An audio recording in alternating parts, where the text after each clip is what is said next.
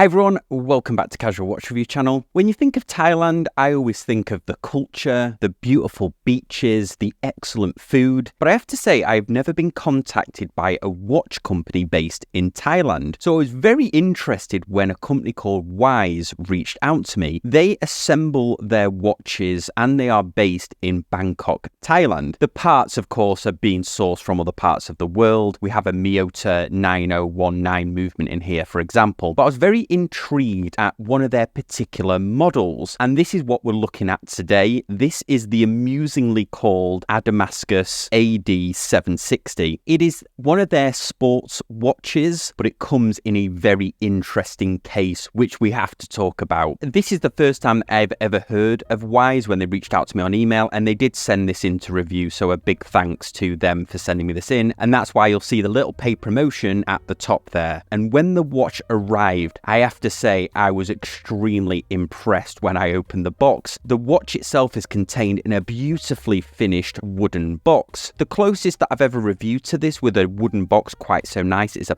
Panerai that I've reviewed quite a few years ago now. When we open the box, you can see the watch in the first layer. This watch comes with a quick release brown leather strap. And then when we get to the second layer, we're presented with another strap, which also amusingly is not that far off looks-wise and leather-wise from the watch strap that comes on it. Two strap alternatives that are quite similar, which I thought was funny. But the real gem of this box is that all of these components can be removed. This box can live on as a watch box afterwards. Thought that was a really cool feature and quite a surprise. Now, one of the concerns, of course, with getting a nice presentation box is, have they skimped on the watch? These watches retail for $1,200. They're currently on sale on their site for $700. I don't get any indication whether that's a semi-permanent sale and they're typically around $700, but for $700 you're getting a bargain, and they haven't skimped on the watch itself. I particularly love the dial on this model. They list it as aqua, but it's more of a grey turquoise colour, and the sunburst is just awesome on here. The dial is complemented by having applied indices and a really nice set of hands. Minute hand that goes all the way to the outer minute track, and an hour hand which is a dagger but with a cut-off point. Both have a bevel and they complement the indices very well. There seems to be a lot of design effort put into the way that the indices and the hands complement each other. Generous application of BGW9, as you can see in the loom shot here. One of the other interesting things about the dial is, even though it has that sports watch, more dress watch aesthetic to the dial, the printing is more like a field watch, I would say. We have a minute track along the outer with a 5, 10, 15 and so on called out, and then the Arabic numbers inside of the indices. I don't think I've ever seen this on a watch before that isn't a field watch. Automatic and Adamascus printed on there as well. Very similar to how a field watch has very simple printing on the dial. The Wise logo, I think it looks good printed in a very simple font here, because their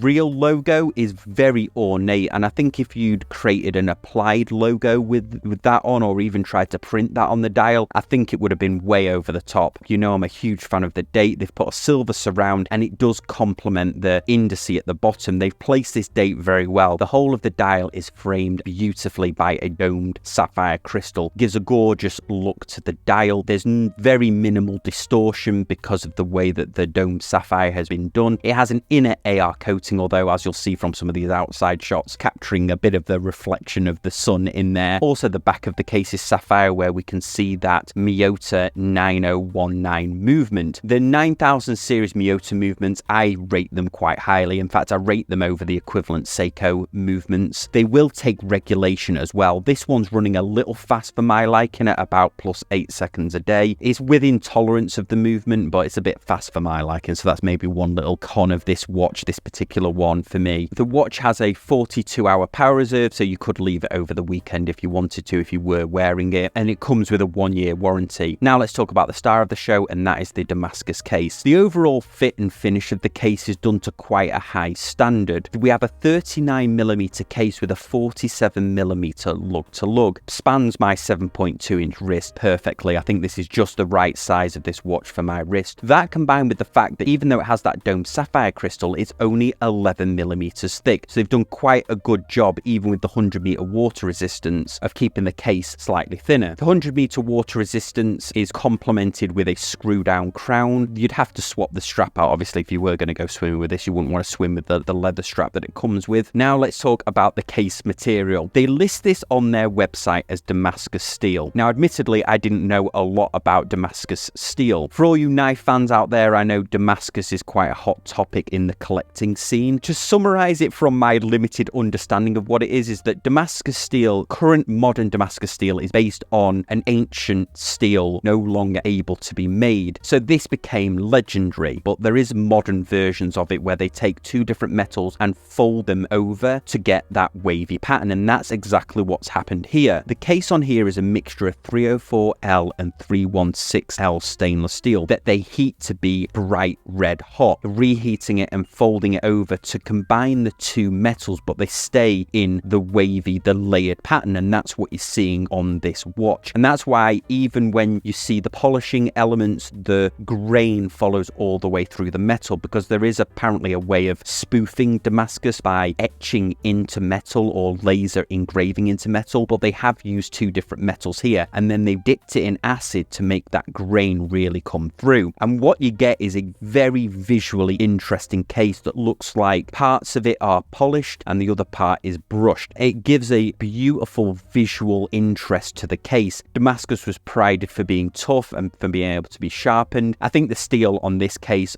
doesn't really benefit from having any extra toughness. It's purely cosmetic. It does look stunning in real life. I think it elevates what could be classed as quite a simple sports watch. They certainly do ones with standard stainless steel cases, but it elevates it up and gives it a real visual interest, and I think they've done an excellent job of this. But more importantly, what do you guys think of this watch? If you're new to the channel, I would love it if you subscribe and hit that thumbs up and notification button. And if you want to get involved in the conversation, we do a live stream 4:30 p.m. Eastern on a Tuesday, and the big show, the Sunday social, at 7:30 p.m. on a Sunday Eastern time. As always, really appreciate you watching, and I'll see you next time on Casual Watch Reviews.